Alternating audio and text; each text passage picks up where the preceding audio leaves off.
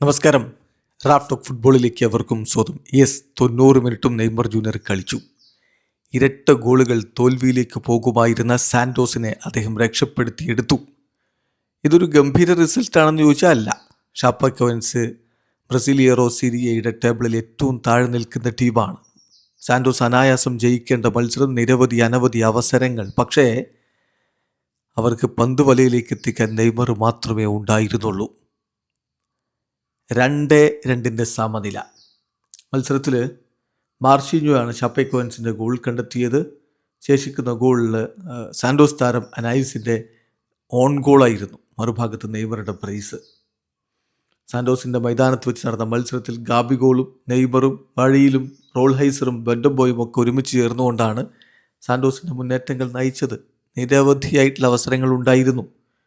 എന്നാൽ കളിയുടെ 36-ാമത്തെ മിനിറ്റിലാണ് അവരുടെ ആദ്യ ഗോൾ പിറക്കുന്നത്. അതൊരു മനോഹരമായ നീക്കമായിരുന്നു. ഒരു ടീം ഗോൾ എന്ന് പറയാവുന്ന സുന്ദരമായ നീക്കത്തിൽ നിന്ന് പിറന്നൊരു ഗോളാണ്. നെയ്മർ അത് പെനാൽറ്റി ബോക്സിൽ വെച്ച് മനോഹരമായിട്ട് ഫിനിഷ് ചെയ്തുകൊണ്ട് അതിനൊരു ഫിനിഷിംഗ് ടച്ച് കൊടുത്തു.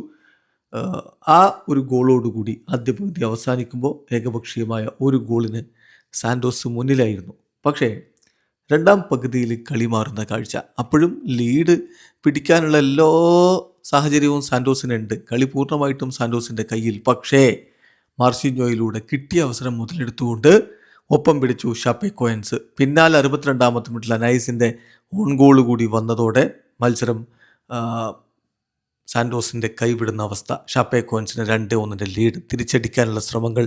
ആ ശ്രമങ്ങൾക്കൊടുവിലാണ് നെയ്മർ ജൂനിയർ പെനാൽറ്റിയിലൂടെ പന്ത് വലയിലേക്ക് എത്തിക്കുന്നത്. അത് പെനാൽറ്റിയാണോ അല്ലയോ എന്നുള്ള തർക്കം വേറെ ബ്രസീലിൽ നടക്കുന്നുണ്ട്. ഒരു സോഫ്റ്റ് ടച്ചായി പോയിരുന്നില്ലേ എന്നുള്ളതാണ് ചോദ്യം. എന്തായാലും പെനാൽറ്റി അദ്ദേഹത്തിൻ്റെ സത്യസിദ്ധമായ ശൈലിയിൽ വളരെ അനായാസം വലയിലേക്ക് അദ്ദേഹം അടിച്ചിട്ടു.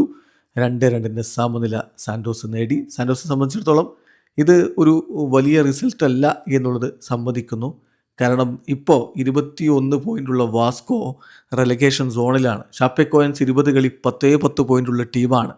വാസ്കോയ്ക്ക് 21 പോയിൻ്റ് ആണെങ്കിൽ സാന്റോസിനുള്ളത് വെറും 22 പോയിൻ്റ് മാത്രമാണ്. റെലഗേഷൻ സോണിന് തൊട്ടടുത്താണ് സാന്റോസ് നിൽക്കുന്നത്. വീഡിയോ അവസാനിക്കുന്ന ഫുട്ബോൾ ലോകത്ത് കൂടുതൽ വിശേഷങ്ങളുമായി റാഫ് ടോക്സിൽ എത്താം.